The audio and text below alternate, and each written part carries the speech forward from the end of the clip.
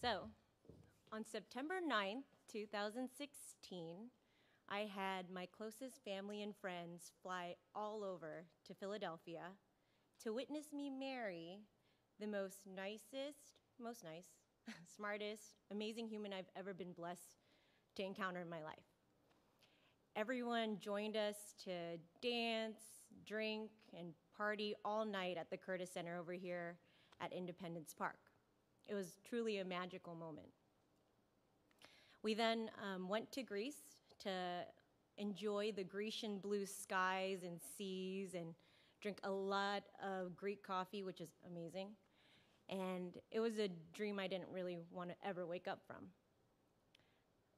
The Monday returning, going back to work, I woke up and I saw 20 missed calls and 6 text messages on my phone from my sister and from my mom. I called my sister right away, and she said, Ati, Dad got hit by a car crossing the street, walking to work. Chances of him living are slim to none. You need to come home to San Francisco now. It was a nightmare I wanted to wake up from. It was the toughest time for my family and I those next 2 weeks. And my dad was a very quiet man, if you've ever met him. He had a Jerry curl. It was cool. He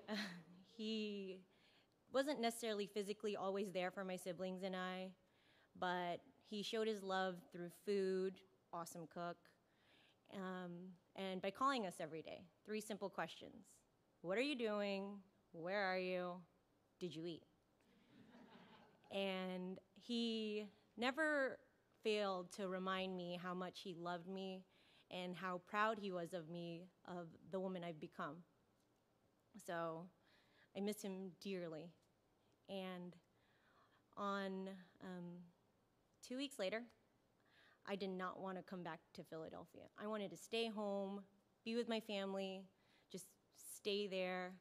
But what really got me into the swing of things was my commitment with United Way's Women's Leadership Initiative in partnership with Girls Today, Leaders Tomorrow. It's a mentorship program with about 60 girls from Pottstown to Philadelphia, ages 12 to 18. And I remember this Saturday, October 8th, very distinctly. I was so nervous, like the first day of school. What am I gonna wear? What do I say? Oh God, can someone sit next to me at lunch? And as I arrived at LaSalle University, there was a whole room full of girls and mentors, and I sat at the first table, or first seat I found available. And to my left, there's this very beautiful, sweet girl. Her name was Victoria. We all had our name tags on. She introduced herself. Hello, Miss Justine, my name is Victoria. And as we got speaking, or got to chatting, she told me how she was in the program since she was 12. And then to my right, there was another girl with glasses. She was about 15. Her name's La Storm. I saw her drawing in her sketchbook. I was like, oh, can I see? And she showed me her sketchbook, and she told me how she loves anime. All of these characters, she showed me all these pictures and whatnot, and she wanted to be a graphic designer growing up. So I got to talking with these girls, and as the day went on, we had a tour of LaSalle University. And I buddied up with Victoria because she was so nice to me. And it was crazy because she was so excited to hear about how their nursing program had a 3-year clinical, because most schools have 2. In my mind, I was like, well, when I was thinking about college, I just wanted to know where the party was and hang out, but this was her priority. Thought that was really cool. And then she asked me, Miss Justine, do you want to sit with me and my friends at lunch? I was like, oh, thank God, yes. I want to sit with you. Yes, please, I'll sit with you. So I met her friends. The first girl got up from the table, and she had her beautiful 5-month belly sticking out. And she was very spunky. Her name was Tatiana. And Tatiana pointed out the obvious. She said, yes, I see this, but I want to be a doctor, Miss Justine, and this isn't going to stop me. I talked to my mom about it. I'm going to be a doctor. And then we started talking about boys, because how's your baby daddy? And she said, don't worry, we can make this co-parenting thing work. And I was like, okay, good. And then I met Samira. You do not mess with Samira. She knows all of her, you want her on your side at least. So Samira is very impressive. She got into every historical Black university she applied for. She's a senior, with the exception of one. She wants to go to Howard University. She wants to get into their communications program because it's one of the top ones in the country, and wants to get into broadcasting. She's a senior, and we're still waiting her acceptance.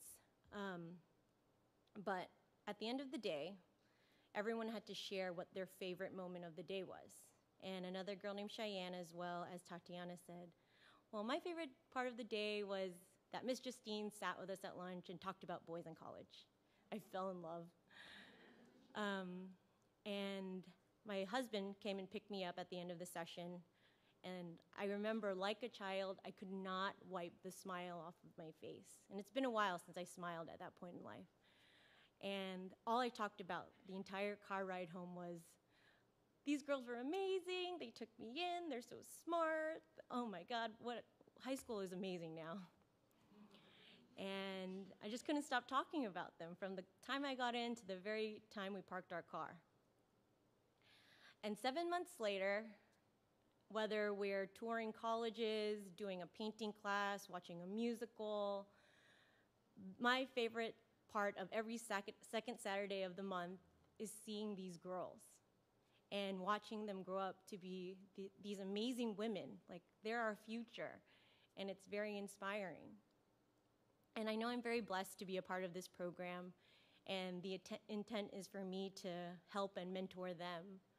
But I can't even imagine, or wonder if they can imagine how much they've really helped me throughout this time in my life. My dad would be so proud. That's all.